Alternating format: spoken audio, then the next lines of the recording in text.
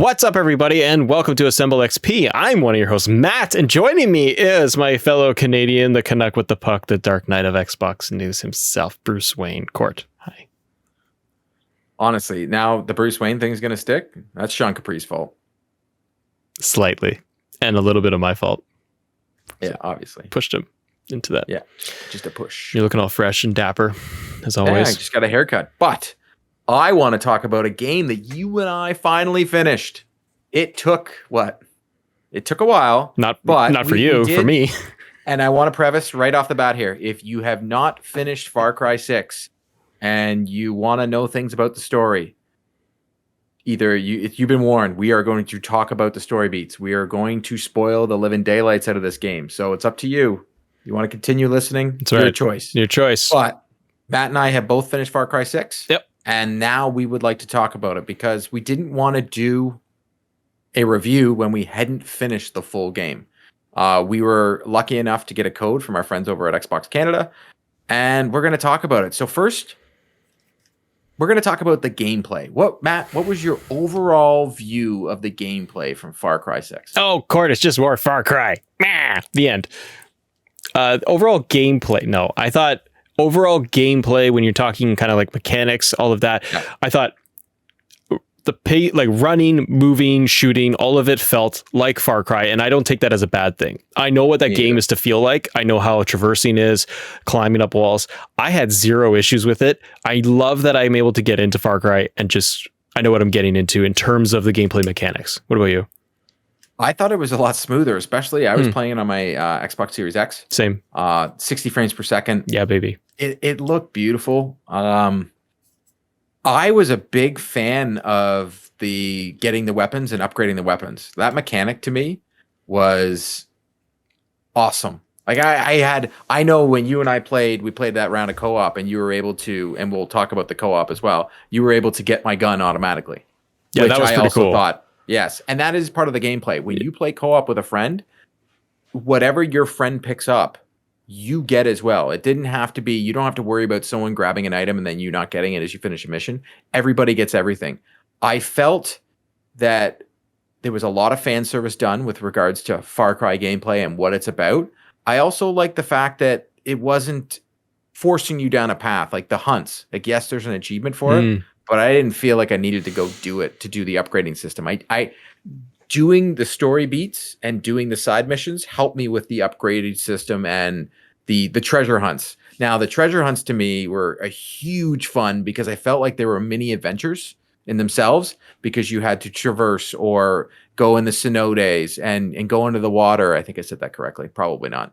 But go underwater and do and read those little stories. Yeah. It was actually one of the first Far Cries in a really long time that I read the little stories that he was finding around. 9 times out of 10, I would pick them up and whatever. Yeah. But there was one that was mentioning a couple of old games, and then there was the one where you went into the to the water and you found the 2 dead bodies, and they had the little story about how the one was up at the top and one was, I was like, wow, it was a nice little story beat to take me off the track if I wanted to go do it.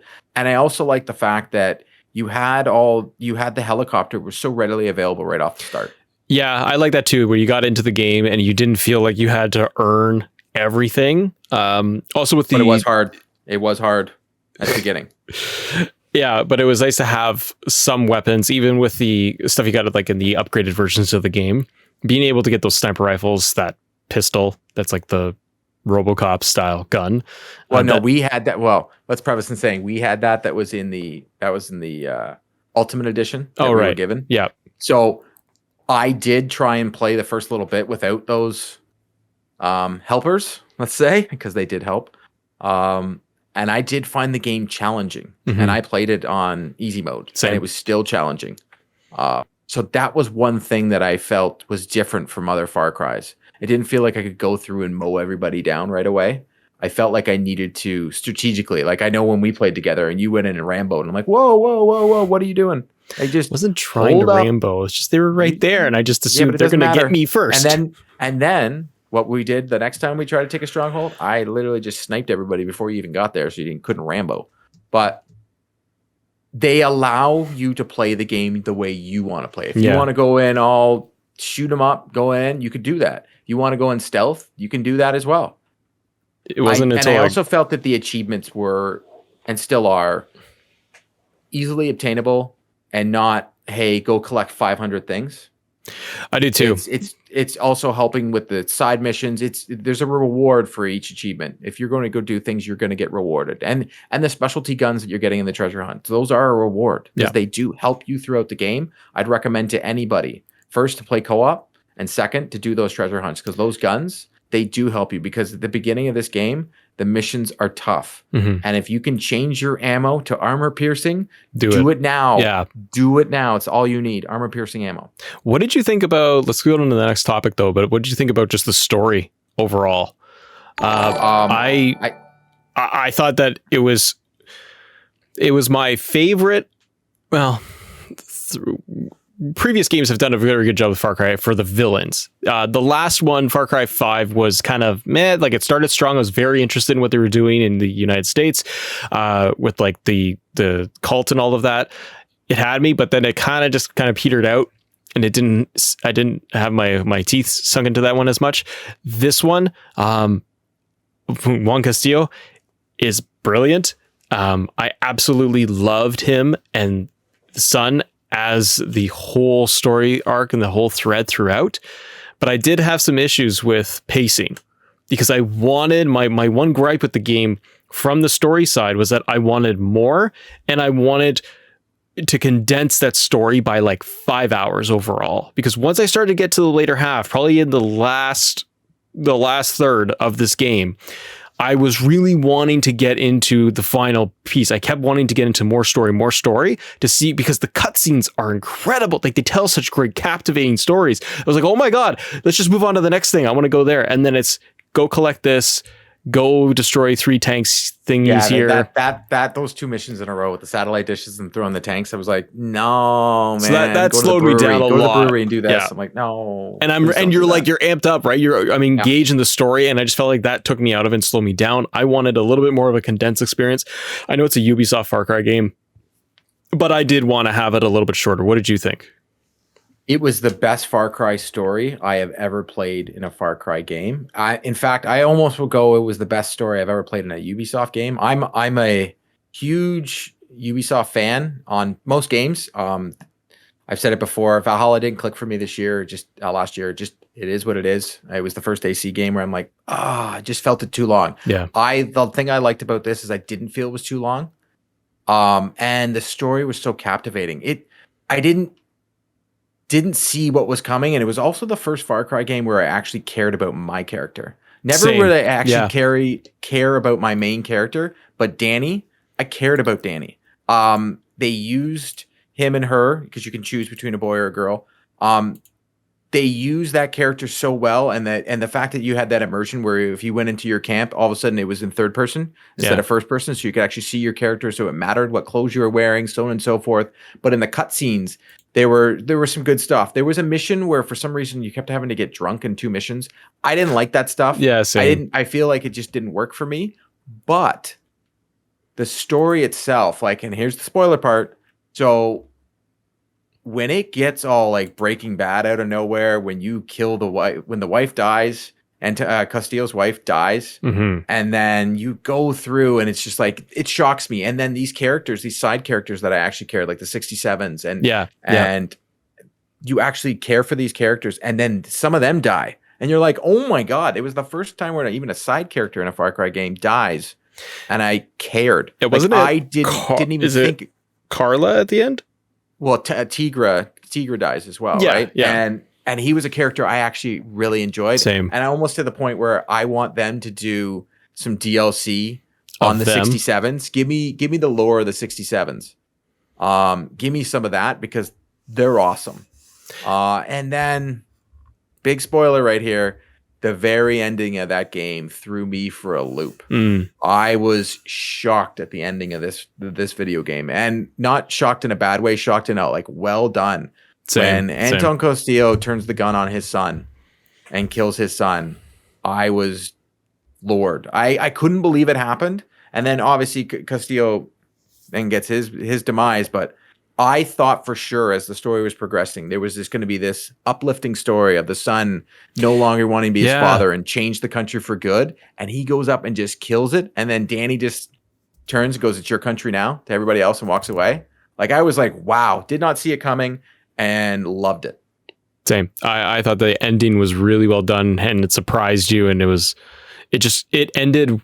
I think they did a great job of ending the game. One challenge I think a lot of developers have is, how do I close this off? How do you have the final fight not feel like a straight up just very video gamey where it takes 3 hits and he gets powered up in a mech and you got to take him down.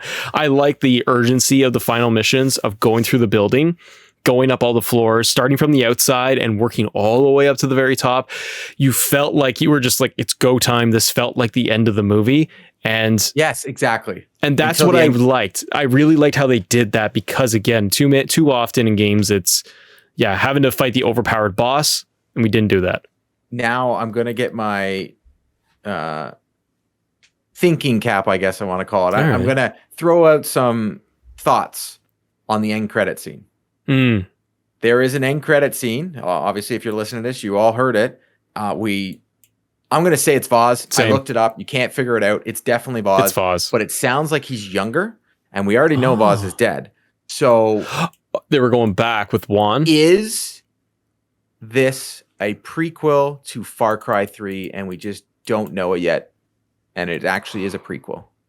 Ooh. Because all of a sudden, we have Vaz. Vaz is dead. So how do we have Vaz? How does he, and he calls him a smuggler, right? Yeah. So is this the prequel to Far Cry 3, and this is the rise of Vaz? Because Vaz is my favorite character in all Far Cry ever. I for some reason always go towards the villain, because usually you don't care about your character itself. That's why this story was different. They captivated you with the story so different than any other Far Cry that it was just honestly, it was uplifting. It was like, wow, I actually care. Like, this could have been a movie or a TV show, and I would have followed along the whole way. So I think, and this is just me speculating, I think that this is a prequel to Far Cry 3. This whole game itself, and we don't even realize it yet. That's very cool. I like that idea, but I do feel it was Voss. It sounded 100%. Like him, and it made sense. Just how are they going to do it? But I like that they're doing much more of a thread there, and it would actually make a little bit of sense when they are doing the DLC packs coming out with the villains and that content, where they are focusing more on the villains. Maybe it is going to result in a prequel. Well, it's just something about it so weird. Like, they don't go out of the way. You see stuff of Pagan all around. Pagan Man's in there. Voss is in there. They got the arcade machines everywhere. We know the DLC's coming. I'm excited to play the DLC. And I'm very excited to play Blood Dragon. But for some reason, I have this sinking feeling from playing all these games that this is a because he sounds so young when he's talking. And he's talking to Juan. And he's like, "Oh, I'm just a smuggler, blah, blah, blah." And I'm like, that's Voss. But when you look it up on IMDb, it just doesn't show up. So Ubisoft, hats off to not letting people and let everybody talk about it and guess. But I'll be very excited if we get a remake of Far Cry 3, but like from the ground up. Is the next Far Cry is actually Far Cry 3 with Voss, and it's like the story of, oh my God, I would lose my mind. And you could be Voss, and it could be a story about how he became the bad guy, and he starts off not as that much of a bad guy. Yeah, and you see him turn. Ooh. That'd be really cool. Really, really cool. Any final thoughts about it as we kind of wrap up here for overall impressions, thoughts of the game? Yeah. It's the best game Ubisoft has put out in the last couple of years for me since the Division 2. And I couldn't recommend it more to buy. I mean, I'm not giving you a score or anything like that, but I'd say to people, hey, if money's an issue, it's just Ubisoft. We all know they go on sale. I'm sure at Black Friday or at Christmas time, there's going to be a Ubisoft sale. Go out and pick up this game. Don't sleep on Far Cry 6, because yes, it's more Far Cry, but it's the best Far Cry they've ever made. Yeah, I think so too. I think visually it comes together. There's no game-breaking elements in here.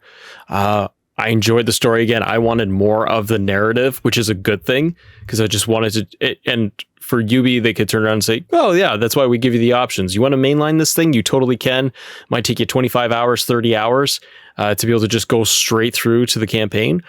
And even if you do, you get a really solid story where you said you get secondary characters that they flush out a lot more, or I'm paying attention to it and not just kind of skipping through because I'm like, yeah, whatever, I'll see you in 5 minutes. It doesn't matter.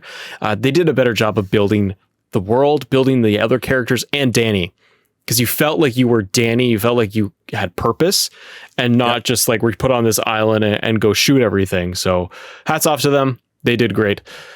Ladies and gentlemen, that wraps up our whole impressions review of Far Cry 6. Let us know in the comments below, what did you guys think of the game itself? What were some of the highlights for you? Did you guys have any issues with it? But overall thoughts and opinions. Court and I really loved it.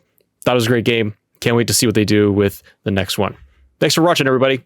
See you on the next episode.